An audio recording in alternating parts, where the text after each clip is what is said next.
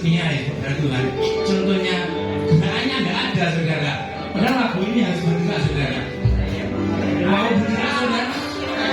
Diambil kanan kiri saudara. Mari memuji Tuhan dengan mengekspresikan pujian Allah.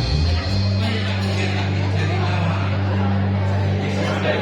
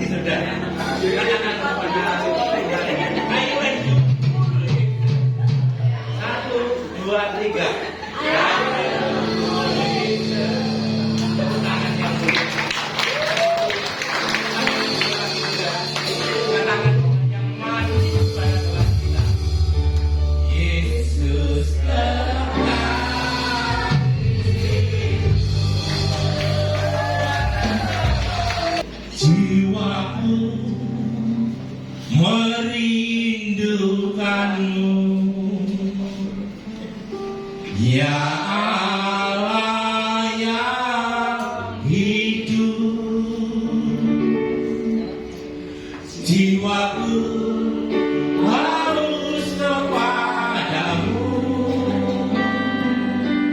ya Allah yang hidup. Mari kita sama-sama. Jiwaku merindukanmu,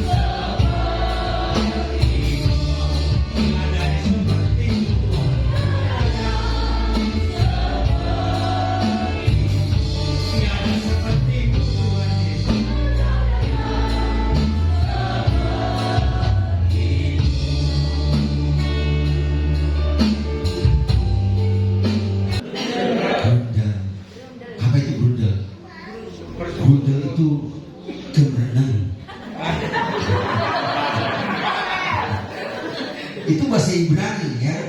Grundel itu bahasa Ibrani. Kalau bahasa Jawanya lun ana. Ya, ada dua kata, yaitu kata lun dan kata ana. Nah, Bapak Ibu, kita buka Keluaran 5 ayat 24. Satu ayat kita baca sama-sama. Keluaran pasal 24, Keluaran 15 ya. Keluaran 15 ayat 24. Semua sudah dapat? Mari kita baca sama-sama. Hitungan ketiga, 2, 3. Lalu bersungut-sungutlah bangsa itu kepada Musa. Kata mereka, apakah yang akan kami minum? Nah, ini ada bahasa Jawanya yang di slide warna biru ya. Ada yang bisa baca bantu saya? Itu di bawahnya ada tulisannya itu. Iya. Wailonu, ini bukan wailonu ya. Wailonu ya. Wailoni ya sudah almarhum. Failonu Ha'am ya, Ha'am al-Mose lemor mahniste. Nah, kata yang menunjuk pada kata bersungut-sungut ini adalah kata failonu dari kata dasar yang tadi saya sebut di awal itu kata lun ya, kata lun. Nah, dalam bahasa Ibrani itu ada dua kata yang menjelaskan tentang bersungut-sungut. Lanjut. Yang pertama itu kata lun, maknanya adalah dia mengandung dua makna. Itu sebenarnya diterjemahkan tinggal bermalam atau berbaring ya, tidur, atau kepala yang terantuk mau tidur. Itu salah satu maknanya. Tapi makna yang kedua adalah berkeluh kesah, komplain, bersungut-sungut. Sedangkan kata Ibrani yang kedua ini adalah menggunakan kata ana. Di dalam kitab yang lain ada di kitab Bilangan, yang artinya komplain, murmur. Murmur itu apa? Murmur, mengeluh ya. Ya, mengeluh, komplain sebagai gaya hidupnya yang bisa permanen atau juga sementara waktu. Jadi kalau lun itu lebih kepada ini, grundel ini. Saya susah menyebutnya. Ada NG-nya di depan. Grundel. Nah, gitu ya. Jadi suka berkeluh kesah, komplain, bersungut-sungut mulai dari dalam. Jadi ada orang yang bersungut-sungutnya, ada yang keluar, tapi ada juga yang menggerutunya di dalam. Nah, menggerutu di dalam. Lalu kemudian ada juga yang dengan pernyataan yang disampaikan sebagai bentuk ketidakpuasan, sebagai bentuk perlawanan kepada Musa dan Harun sebagai pemimpin mereka pada saat itu.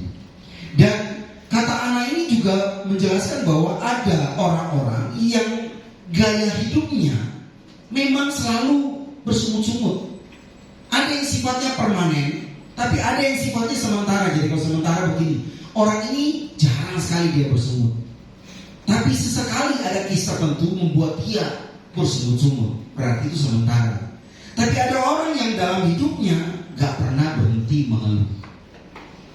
Dia selalu mengeluh. Apa saja dia mengeluh. Sepertinya hidupnya ini tidak pernah bahagia. Kita bilang sebelah kiri kanan, ojek Buddha. Ayo ngomong.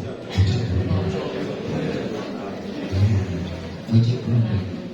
Kadang-kadang kata seperti ini buat kita apa? Guyon. Ya. Hari ini saya banyak pakai bahasa Ibrani.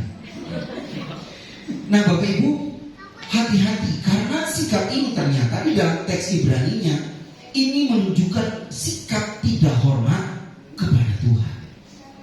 Ya, kata bersungut di sini, kata lun ini atau kata ana ini menunjuk kepada sikap tidak hormat kepada Tuhan. Padahal mereka mengeluhnya kepada siapa? Musa dan Harun. Tapi karena Musa dan Harun adalah pemimpin yang Tuhan angkat, maka mereka bersungut-sungut, mereka mengeluh, mereka komplain kepada Musa. Tuhan menganggap itu sebagai bentuk bersikap tidak hormat kepada Tuhan, dan itu membuat Tuhan marah. Kita lihat ada 3 persungutan umat Israel kepada Musa. Yang pertama, kita lihat dalam Keluaran 14, kita buka sama-sama. Keluaran 14 ayat 11 sampai ayat 12. Ini ibu-ibu, tolong bacakan. Keluaran 14 ayat 11 dan 12.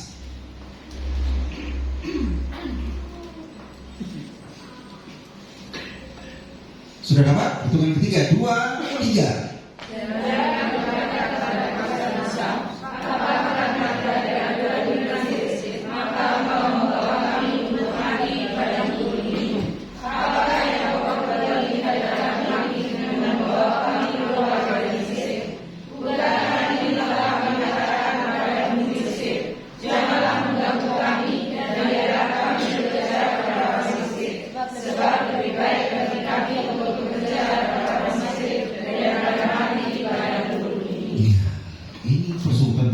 Ketika mereka berhadapan dengan Laut Kulsum, di belakang ada pasukan orang-orang Mesir, maka mereka mulai bersungut kepada Musa. Padahal mereka baru menyaksikan 10 tulah yang menggemparkan di Mesir saat itu. Mereka baru menyaksikan perbuatan Tuhan yang ajaib dan luar biasa.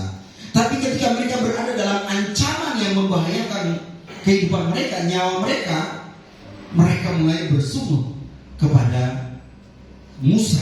Tentu mereka bersungut, Tuhan melihat ini sebagai persungutan kepada Tuhan. Tuhan sudah membawa mereka keluar yang didahului dengan tanda-tanda yang ajaib, tanda-tanda yang luar biasa, supaya Tuhan membuktikan kepada Israel maupun kepada orang-orang di luar Israel bahwa Allahnya mereka Allah yang maha kuasa, Allah yang menuntun mereka keluar dengan kemahakuasaan Allah. Tapi ketika mereka berhadapan dengan Laut Kulsum, Bapak Ibu, saya kalau mencoba untuk, kalau kita nonton di film ya, coba untuk merekonstruksi, bayangkan di depan itu laut, kiri kanan itu gunung, di belakang itu pasukan Mesir. Itu sama saja dengan siap mati menjadi tempat di mana mereka dibantai habis. Dan mereka mengalami ketakutan yang luar biasa. Ketika mereka dalam ancaman itu, mereka mulai bersungut-sungut, mengapa kamu ya mengganggu kami dan membawa kami keluar dari Mesir? Mengingat kami ada di sana kerja kepada orang Mesir. Nah, ini mentalnya masih mental sebagai pekerja atau budak di Mesir. Bapak Ibu, ini hal yang dilakukan oleh bangsa Israel pertama kali. Mereka mulai bersungut, dan Tuhan buktikan kepada mereka. Dan saya yakin bahwa ketika mereka keluar, bukan kebetulan Tuhan tuntun mereka di jalan buntu. Tuhan bawa mereka ke jalan buntu. Karena apa? Karena kita mencatat Tuhan hendak melakukan tanda-tanda yang luar biasa, yang olehnya membuat bangsa-bangsa di Kanaan itu akan gemetar lututnya ketika bangsa ini akan menuju ke Kanaan. Karena bangsa ini lemah, bangsa ini bukan bangsa yang dipersiapkan, dilatih untuk berperang. Sedangkan mereka menduduki daerah Kanaan, mereka harus merampas, mereka harus menang dalam peperangan supaya menduduki tanah yang dijanjikan oleh Tuhan. Dan ketika mereka bersungut kepada Tuhan, Musa berdoa kepada Tuhan, dan Tuhan buat tanda yang luar biasa, tanda yang ajaib, yaitu Tuhan membelah Laut Kulsum. Dan itu menjadi sebuah kisah yang luar biasa, yang menunjukkan bahwa Allahnya orang Israel adalah Allah yang perkasa, Allah yang luar biasa, sehingga bangsa-bangsa gemetar mendengarnya. Yang kedua, Keluaran 15, kita maju satu pasal lagi. Keluaran 15 ayat 24. Bapak-bapak membacanya.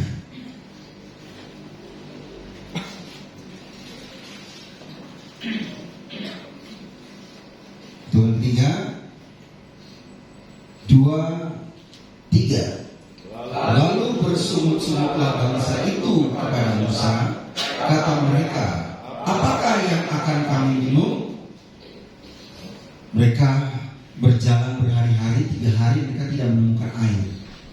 Bapak Ibu, kalau 3 hari tidak minum air, kira-kira gimana? Pasti mengalami dehidrasi yang luar biasa. Ada di antara mereka yang sudah sangat lemah, dan lagi-lagi nyawa mereka terancam.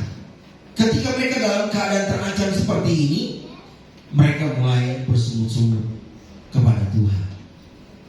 Ternyata kalau seseorang itu mengalami ancaman yang luar biasa yang membahayakan nyawanya, maka secara alamiah dia akan bersungut-sungut. Ya, dia bersungut-sungut. Khususnya ini dalam komunitas ketika Musa memimpin mereka. Mereka akan berkata, ngapain juga Musa ini menuntun kami kepada gurun tanpa air. Ini sama saja dengan menggiring kami untuk mati perlahan-lahan di padang gurun. Mereka bersungut lagi kepada Musa dan kepada Harun, dan membuat Tuhan juga marah karena mereka tidak menghormati Tuhan. Bapak Ibu, kelihatannya sepele. Mereka bersungutnya kepada Musa. Mereka bersungut kepada Musa dan Harun, karena waktu itu Musa dan Harun adalah pemimpin. Padahal Musa berkata bahwa Tuhanlah yang akan memimpin bangsa ini keluar dari Mesir menuju ke tanah perjanjian. Tapi yang mereka lihat bukan Tuhannya. Yang mereka lihat adalah Musa dan Harun yang menuntun mereka. Maka mereka bersungut-sungut kepada Musa dan juga kepada Harun. Bapak Ibu, ternyata kita bersungut-sungut, kita gundel kepada pemimpin, itu juga adalah sikap tidak menghormati Tuhan. Maka ini menjadi sesuatu pelajaran supaya kita jangan sampai kemudian terjebak pada apa yang dilakukan oleh bangsa Israel, bersungut-sungut terus, mengeluh terus. Ya. Yang ketiga dosa yang mereka lakukan adalah bersungut juga di Keluaran 16 ayat 2 dan 3, sama-sama kita baca. Keluaran 16 ayat 2 3, sama-sama. Hitungan ketiga, 2, 3. Di padang gurun itu bersungut-sungutlah segenap jemaah Israel kepada Musa dan Harun, dan berkata kepada mereka, kalau kami mati tadinya di tanah Mesir oleh tangan Tuhan, ketika kami duduk menghadapi kuali berisi daging dan makan roti sampai kenyang, sebab kamu membawa kami keluar kepada gurun ini untuk membunuh seluruh jemaah ini dengan kelaparan. Dan Tuhan memberi mana. Tuhan mengirimkan burung. Burung itu mereka makan sampai ada yang karena rakus makan sampai mati. Ya, dibuat Tuhan mereka yang makan daging kelebihan sampai keracunan sampai mati. Bapak Ibu, Tuhan memang menjawab apa yang jadi persungutan mereka, karena itu kebutuhan mereka. Tapi oleh karena sungut-sungut mereka, kita lihat ada akibat yang mereka harus tanggung. Yang pertama, akibat persungutan umat Allah, bangsa ini harus mengembara selama berapa tahun? 40 tahun. Kalau 1 tahun 360 hari, berarti kalau 40 tahun berapa hari? Dikalikan aja 40. Luar biasa. Tuhan membuat mereka berputar-putar di padang gurun sampai 40 tahun lamanya. Selain itu, akibat yang lain adalah generasi di atas 20 tahun mati di padang gurun. Jadi kalau jalan 40 tahun saat mereka usia 20 tahun, berarti saat 40 tahun mereka sudah berusia 60 tahun. Dan 60 tahun itu kemungkinan besar ada yang sudah sakit-sakitan dan sebagainya. Dan Tuhan membunuh semua generasi tua, ya, 20 tahun ke atas itu mati di padang gurun. Kemudian generasi itu tidak diizinkan, ya, generasi tua tidak diizinkan masuk ke tanah perjanjian, kecuali siapa? Yosua dan Kaleb. Ya, sudah di usia tua, mereka masuk ke tanah perjanjian Tuhan. Bapak Ibu, ternyata bersungut-sungut ini kelihatannya sederhana saja, ya. Kelihatannya dosa kecil, tetapi Tuhan tidak suka dengan orang yang bersungut-sungut. Karena apa? Sikap bersungut-sungut tadi saya katakan itu tidak menghormati Tuhan, tidak percaya kepada Tuhan, meragukan Tuhan. Maka kalau kita bersungut-sungut, Bapak Ibu, tanpa kita sadari seperti bangsa Israel ini, ya, karena persungutan mereka dibawa berputar-putar 40 tahun. Tanpa kita sadari, hidup kita ini terus saja bersungut-sungut, terus aja gundel, sehingga masalah itu sepertinya nggak pernah berakhir. Masalah satu selesai, yang satu datang lagi, yang satu selesai, yang satu datang lagi, dan satu ini lama nggak selesai. Kok kita berputar-putar terus dalam masalah yang sama? Kenapa kita mengeluh terus? Bapak Ibu, kalau kita punya masalah, ya, masalah satu selesai, ketemu masalah baru, masalah satu selesai lagi, ada masalah baru. Kenapa kita selalu lihat masalah baru? Ya, katakanlah sepanjang kehidupan kita sudah menjalani kehidupan kita 50 tahun. Berapa banyak masalah yang sudah kita lalui? Tak terhitung. Ketika masalah yang baru kita datang, kita hadapi masalah yang baru, kita selalu mengeluh, kenapa sih hidup saya ini selalu saja masalah? Ya, kenapa hidup saya ini selalu saja masalah? Gak pernah berhenti. Pernah gak kita pikirkan berapa banyak masalah yang sudah kita lalui? Berapa banyak masalah yang sudah Tuhan menolong kita? Kenapa kita tidak bersyukur? Tuhan, saya bersyukur karena setiap kali saya ada masalah, Tuhan selalu menolong saya. Tuhan selalu memberikan jalan keluar kepada saya. Kenapa kita tidak bersyukur bahwa Tuhan sudah menolong kita melewati banyak masalah yang di belakang kita, dan kita hanya melihat masalah baru yang sedang kita hadapi? Ojo Bunda, harusnya apa? Tapi ngaturaken sembah nuwun sana. Ini dia. Saya kutip dari bahasa Ibrani, ya. Ojo Bunda, sama-sama kita sebutkan. Ojo Bunda nanging ngaturaken sembah nuwun sana. Ojo Bunda G. Ada ketawa bocok guyu wae. Oke, jangan mengeluh. Mengapa? Karena yang pertama, Tuhan itu baik bagi kita semua. Ya, Bapak Ibu, kalau Bapak Ibu ada sampai pagi hari ini, itu karena Tuhan baik. Katakan seperti kiri kanan, Tuhan baik buat kamu. Ya. Tuhan baik. Iya, kalau semuanya lagi baik, kita bilang Tuhan baik. Kalau masalah nggak pernah berakhir, masihkah kita berkata Tuhan, Engkau baik Tuhan? Berani nggak ketika kita ada masalah dan kita berkata terima kasih Tuhan, Engkau baik buat saya? Ini sesuatu yang sulit, Bapak Ibu. Kalau seseorang berani berkata ketika dia hadapi masalah yang sukar, dia berkata terima kasih Tuhan, Tuhan baik. Tuhan izinkan masalah ini terjadi dalam hidup saya, tapi saya tetap percaya Engkau baik bagi. Bapak Ibu, Tuhan itu tidak ada padanya itu ketidakbaikan. Tuhan itu sifatnya adalah baik. Kebaikan adalah sifat ilahi. Ketika kita ada masalah kita tidak menunjukkan bahwa sifat Allah itu tidak baik. Sifat Allah itu tidak berubah. Allah itu baik. Kalau kita ada persoalan, Allah tetap baik. Tapi bagaimana? Kalau Tuhan baik, kenapa keadaan saya tidak baik terus?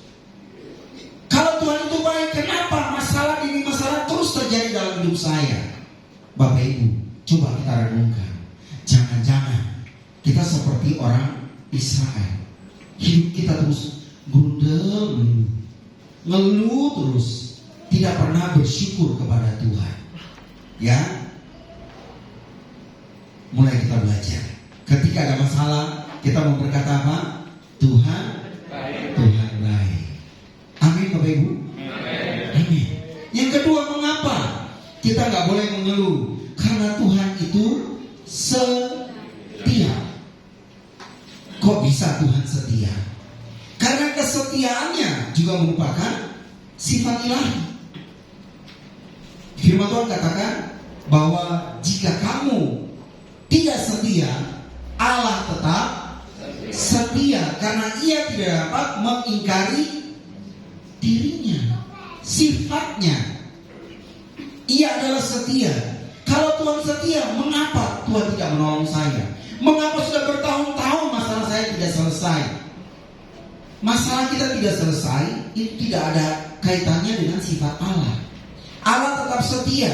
Kalau Tuhan tidak, kalau masalah kita belum selesai, itu berarti ada maksud Tuhan yang kita belum paham. Ada maksud Tuhan yang belum kita mengerti.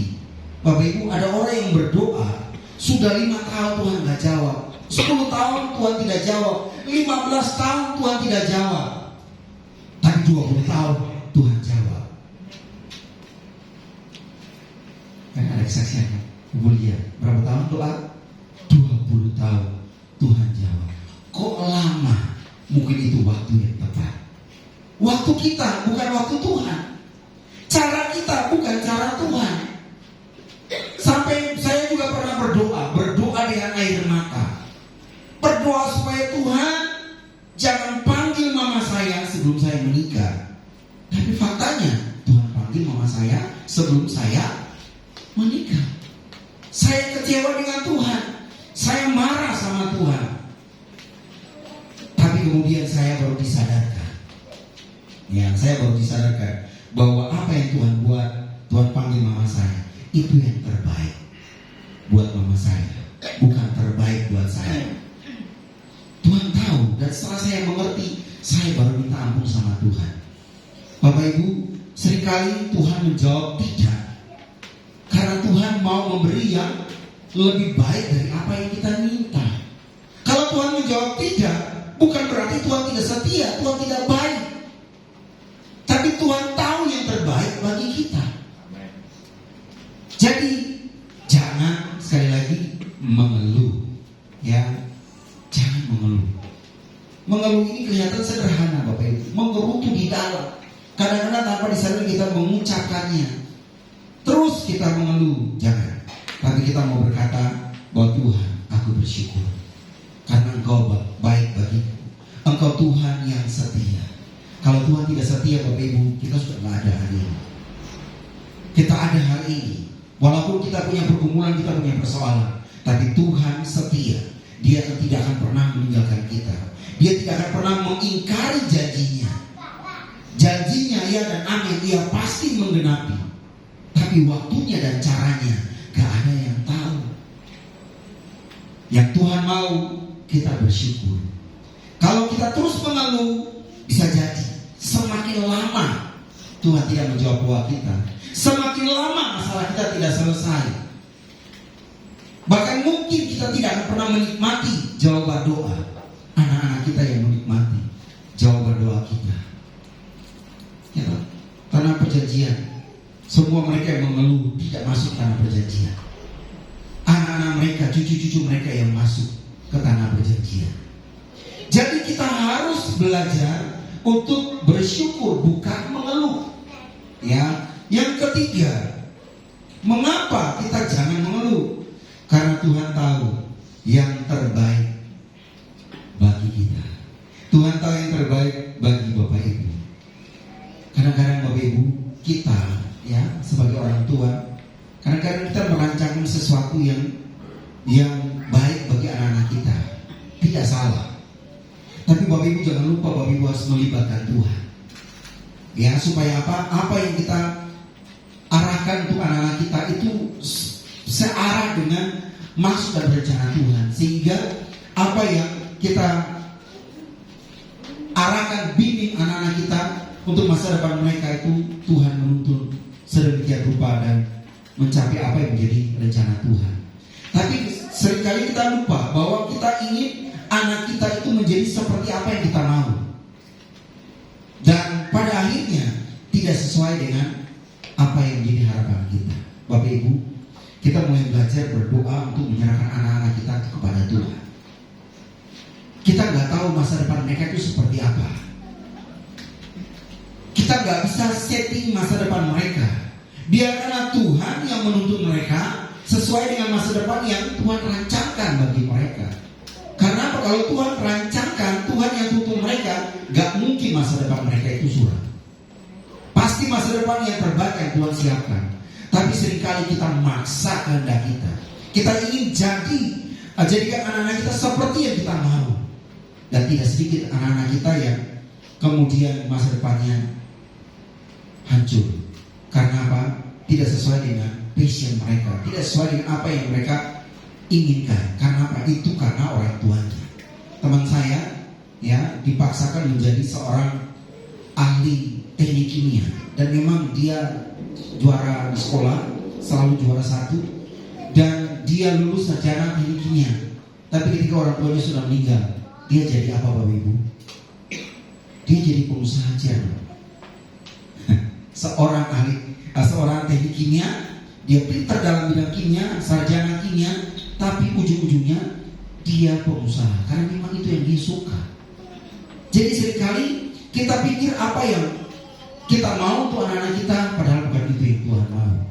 Ya. Jadi Bapak Ibu, Tuhan tahu yang terbaik bagi kita. Tuhan tahu yang terbaik buat anak-anak kita. Tuhan tahu apa yang terbaik di masa yang akan datang. Apa yang menjadi cita-cita dan harapan kita, mungkin kita masih bingung. Tuhan, nanti keluargaku ini seperti apa? Siapa yang tahu keluarganya 10 tahun yang akan datang seperti apa? Gak ada yang tahu Bapak Ibu. Gak ada yang tahu. Kita bisa berusaha, tapi semua yang kita rancangkan, semua yang kita buat rencana itu, tapi firman Tuhan katakan keputusan Tuhanlah yang terlaksana. Jadi Bapak Ibu, libatkan Tuhan di dalam seluruh kehidupan kita, supaya apa? Supaya rancangan Tuhan yang terbaik itu yang menjadi bagian dalam kehidupan kita. Yang terakhir, mengapa kita nggak boleh mengeluh? Sama-sama kita baca. Karena Gusti boten samare, bahasa Ibrani ya. Karena Tuhan tidak pernah tidur. Ya, penjaga kita, pelindung kita tidak pernah tertidur, tidak pernah terlelap. Artinya apa? Bukan secara lahiriah Tuhan itu tidur. Karena kalau dikatakan Tuhan tidak pernah tidur, artinya Tuhan selalu menyertai kita. Saat kita tidur, Tuhan selalu melindungi kita. Tuhan menyertai kita. Ketika kita jalan, Tuhan menyertai kita. Ada yang bertanya, kalau kita di jalan Tuhan menyertai kita, mengapa kita masih bisa mengalami kecelakaan? Bapak Ibu, saya ya juga pernah ditabrak ya dengan motor. Dan Bapak Ibu sendiri tahu ya bagaimana menderitanya saya Bapak Ibu. Yang tahu betul itu, yang ngantar-ngantar saya ke Pak Thomas itu Pak Rangga. Aduh, duduk aja itu dibopong, ditaruh di kursi di tempat duduk mobil, mau keluar itu dengan teriakan Bapak Ibu ya. Itu sakitnya luar biasa. Bapak Ibu, mungkin kita bertanya, kalau Tuhan menyertai, kenapa ada orang percaya juga mengalami kecelakaan? Bapak Ibu, seringkali ada hal-hal yang Tuhan izinkan terjadi dalam kehidupan kita dengan maksud Tuhan tertentu. Mungkin waktu itu Tuhan izinkan supaya yang pertama saya sadar bahwa saya terlalu sombong. Kenapa saya sombong? Karena saya keluar rumah, ya saya nggak berdoa. Biasanya, walaupun saya pakai motor, sebelum saya jalan pasti saya berdoa, Tuhan lindungi saya di perjalanan. Jauhkan dari segala bahaya, pergi pulang, Tuhan sertai. Saya turun dari teras itu langsung ngacir. Saya nggak berdoa sama sekali. Kemudian karena di sini nggak bisa, saya kemana, ke Wini, langsung saja serut ke sana. Dan tanpa disadari saya ditabrak Bapak Ibu. Ya, sudah gitu orangnya kabur, tidak bertanggung jawab. Tapi nggak apa-apa lah, biar Tuhan yang balas. Tapi kemudian beberapa waktu saya sadar, oh saya sombong, saya merasa kuat, saya merasa pengalaman bawa motor. Gak perlu berdoa, itu yang pertama. Yang kedua, ya mungkin Tuhan izinkan itu supaya saya, selain saya menyadari kesalahan saya, yang kedua, saya istirahat. Ya, saya istirahat. Saya pulang Bapak Ibu, pulang itu saya berharap ya saya mendapatkan pertolongan. Bapak kenapa? Sini Bapak enggak. Baru nyampe rumah jalannya menggok-menggok. Diomeli lagi sama mama Mengku. Nah, ya sudah jatuh ke timpang tangga lagi Bapak. Tapi memang saya sadar, ya saya sadar. Karena saya juga nggak pamit, yang nggak ada di samping mau ke Wini ya pamit, ya. Tapi saya juga nggak pamit karena saya merasa mau sebentar kok, gitu. Ya kadang-kadang Tuhan izinkan sesuatu terjadi, ya. Kemarin Pak Luci juga baru ke serempet ya sama mobil jedar, gitu. Puji Tuhan, nggak apa-apa, ya, nggak lecet-lecet dikit. Ya mungkin kita bertanya kenapa sih Tuhan izinkan itu terjadi? Bapak Ibu, jangan di luar ada orang yang turun tangga aja, kakinya keseleo, ada yang tulangnya patah, ya kepleset jatuh bergeser. Bapak Ibu, seringkali sesuatu hal yang terjadi bukan berarti Tuhan itu tidak menyertai kita, bukan berarti Tuhan tidak melindungi kita. Loh di mana Tuhan? Kenapa saya bisa celaka? Kenapa saya bisa begini? Kenapa saya bisa begini? Bapak Ibu, semua yang terjadi dalam kehidupan kita itu tidak mengerti, kita itu tidak paham. Tapi melalui peristiwa itu kita belajar. Yang pertama, kita harus belajar lebih mengandalkan Tuhan. Kita belajar untuk minta terus perlindungan Tuhan. Karena apa? Sesuatu yang biasa kita lakukan, seringkali kita lupa libatkan Tuhan. Ini sesuatu yang biasa kok. Oh saya jalan kok biasa kok. Saya naik motor biasa kok. Gak perlu berdoa itu. Saya memang punya SIM, saya punya keahlian kok. Memang itu sesuatu hal yang biasa kita lakukan. Tapi Bapak Ibu, kalau tanpa Tuhan, bahaya itu selalu mengajak kita. Sebab itu kita mau belajar juga untuk melibatkan Tuhan. Jangan mengeluh, karena kita tahu Tuhan tidak pernah tidur. Bapak Ibu, mungkin sampai hari ini ada yang punya masalah, ada yang punya persoalan yang belum selesai. Ada satu yang baru selesai muncul lagi, ada satu yang sudah selesai muncul lagi masalah. Bahkan ada masalah yang satu belum kelar-kelar sampai hari ini. Bapak Ibu, di luar kita masih banyak orang juga yang punya masalah. Bahkan mungkin ada orang yang punya masalah yang lebih besar dari kita. Tapi Tuhan mau ketika hadapi masalah cuma satu kita ingat, ojo. Ya. Berarti yang harus kita lakukan apa? Bersyukur kepada Tuhan. Kebahagiaan sejati bukanlah ketika semua jalan mulus, melainkan ketika kita tetap tegar di tengah-tengah badai. Kalau ada masalah, kita tetap tegar, kita bersyukur kepada Tuhan. Artinya kita kuat, karena Tuhan memberikan kekuatan kepada kita. Firman Tuhan katakan ketika kita menghadapi pencobaan, Tuhan memberikan apa? Kekuatan. Buktinya apa? Buktinya sudah berapa banyak masalah yang kita lalui, berapa banyak masalah yang sudah selesai. Mungkin Bapak Ibu berkata, itu saya yang menyelesaikannya. Bapak Ibu, tanpa Tuhan gak mungkin masalah itu selesai. Tuhan pasti buka jalan lewat banyak cara. Tuhan gak mungkin biarkan kita sendiri. Tapi kadang-kadang kita merasa kita itu sendiri. Bapak Ibu pernah lihat orang bawa bakul apa namanya, yang isi sayuran, ya, bawa pikul bakul sayuran yang pakai tali itu, pakai apa namanya, kain di jidat itu. Tiba-tiba ada mobil pickup lewat. Bu, ayo naik di atas pickup ini, ya, supaya ibu nggak capek, perjalanan masih jauh. Bapak Ibu, dia naik di atas pickup, ya, dia berdiri di atas pickup itu. Terus apa? Pickupnya jalan, tapi bebannya dia masih dia pikul. Memang di mobil, tapi bebannya masih dia pikul. Bapak Ibu, ketika kita punya masalah, Tuhan itu mau kita datang kepada Tuhan. Marilah kepadaku semua yang letih sudah berbeban berat, aku akan memberikan apa? Kelegaan. Bapak Ibu, taruh semua beban itu di kaki Tuhan. Tuhan itu katakanlah seperti pikat ya, taruh beban. Tuhan akan bawa kita sampai di tujuan kita. Jangan kita sudah serahkan kepada Tuhan, kita juga masih sibuk. Kita juga masih berusaha dengan kekuatan kita. Kalau sudah serahkan sama Tuhan, kalau kita sudah tidak bisa lagi, ya sudah, gak usah paksa. Karena kita sudah berusaha, tapi juga gak kunjung selesai. Kalau sudah gak kunjung selesai, artinya jangan lagi kita yang maju, kita serahkan kepada Tuhan. Biar Tuhan yang menyelesaikan. Bangsa Israel itu dalam peperangan, tidak semua mereka berperang. Ada yang mereka bertanya Tuhan, Tuhan bilang maju perang mereka menang. Tapi ada yang mereka nyampe, itu semua musuh sudah mati.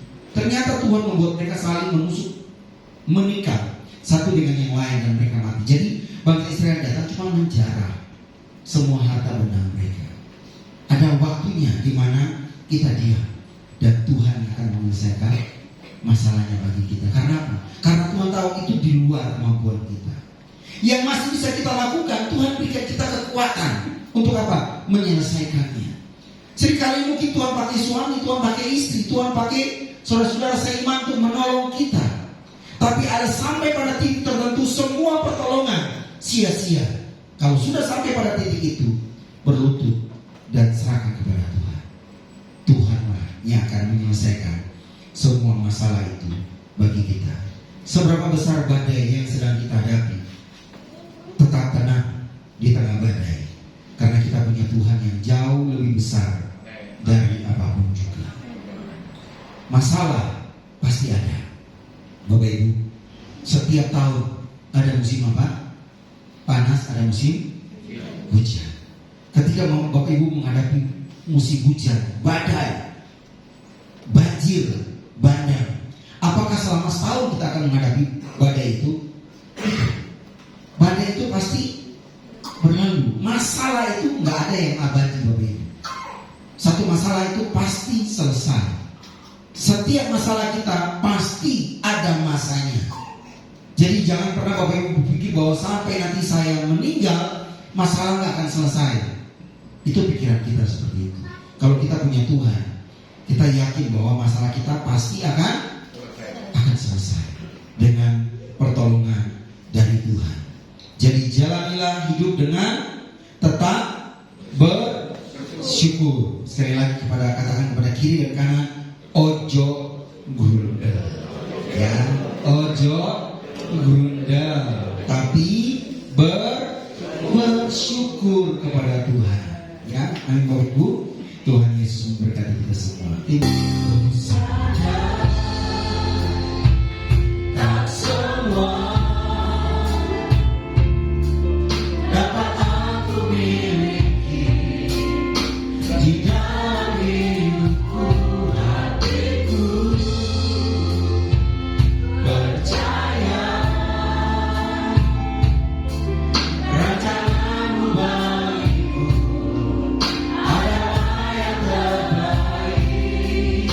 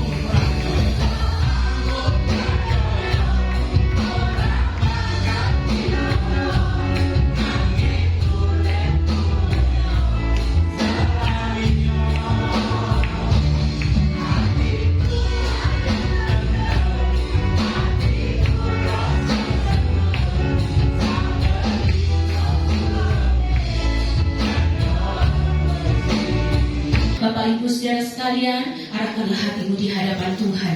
Pagi hari ini pulanglah dan terimalah berkat dari Tuhan. Kiranya Tuhan memberkati dan melindungimu. Kiranya Tuhan menunjukkan belas kasihan dari kemurahannya kepadamu. Kiranya Tuhan mengabulkan doamu dan memberi damai sejahtera kepadamu mulai dari hari ini sampai selama-lamanya Tuhan Yesus datang pada kali yang kedua. Turunlah berkat ini di dalam nama Bapa, di dalam nama Tuhan Yesus Kristus, dan di dalam nama Roh Kudus. Haleluya. Amin. Bapa